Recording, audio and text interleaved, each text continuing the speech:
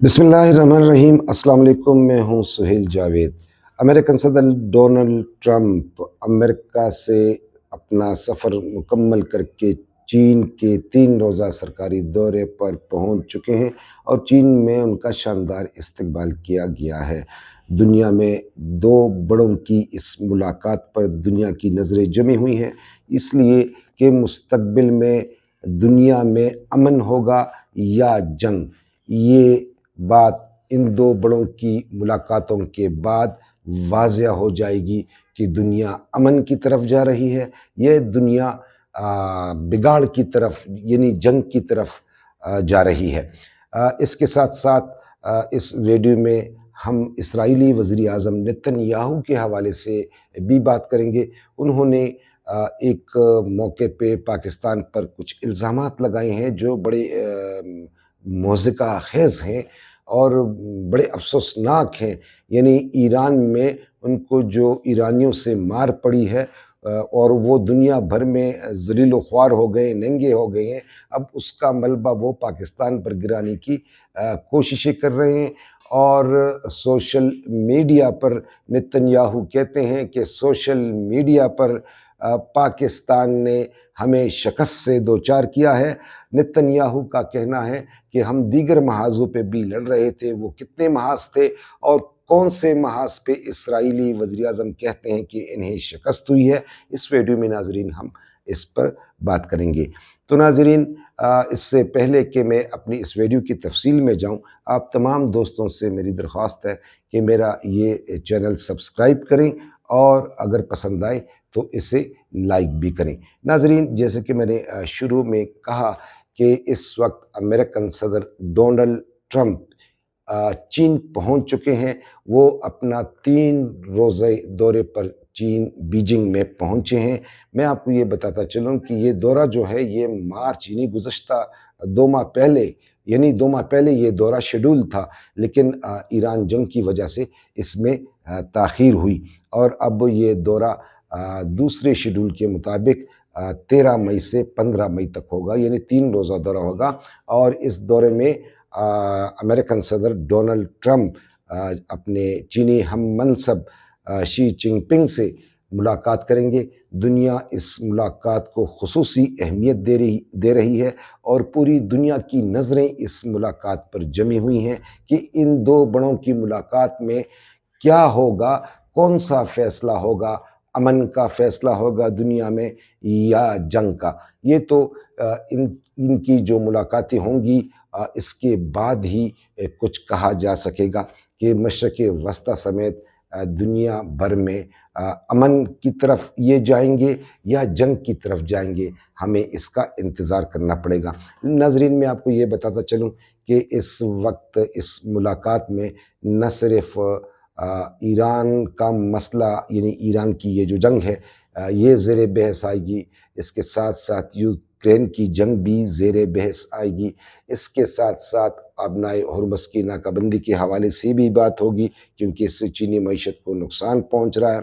और इसके अलावा बहुत सी दीगर तिजारती बातें हैं, टेररिफ के हवाले से इनकी बातें हैं। इस पर ये तफसीली मुज़ाकरात करेंगे और बहुत से इनके दरमियान कुछ तिजारती माहदों पर भी बात ये होगी। मिनरल्स के हवाले से भी ज़ाहिर है कि इन रहनुमाओं के दरमियान बात होगी और दीगर इश्यूज़ जो हैं जैसे मशरिक़ वस्ता की जंग है, इसकी रोकथाम में क्या किया जाता है इस मुलाकात की रोशनी में, इस पर भी कुछ कहना अभी कबल अज़ वक्त है।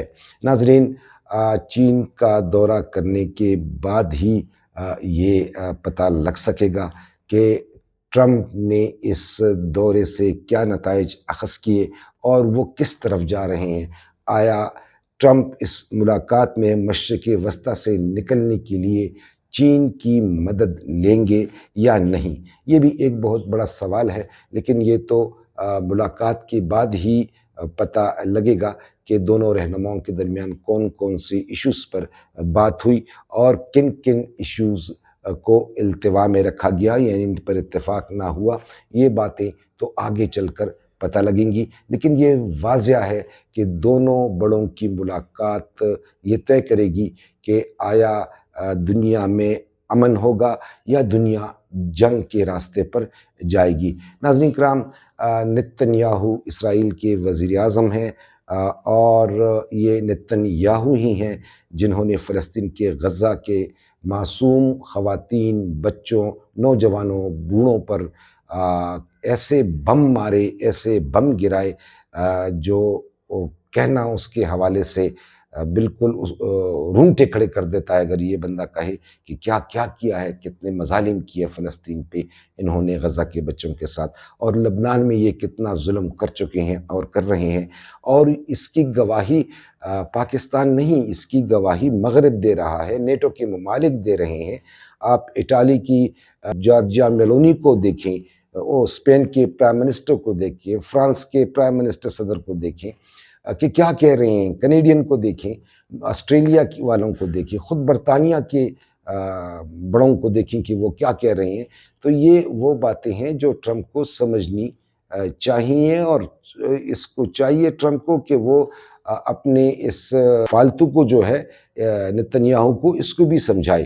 تو یہ ایسی چیزیں ہیں جو نتن یاہو کے حوالے سے مغرب نے کہہ رکھی ہیں۔ وہ تو یہاں تک کہہ چکے ہیں کہ یہ غزہ میں نسل کشی کا ذمہ دار ہے اور یہ عالمی دہشت گرد ہے، اور بہت سے ملکوں میں اس کے داخلے پر پابندی عائد کر رکھی ہے مغرب نے، اور ان مغربی ممالک نے واضح اعلان کر رکھا ہے کہ نتن یاہو یا ان کے گھرانے کا کوئی بھی فرد آئے تو اسے گرفتار کیا جائے۔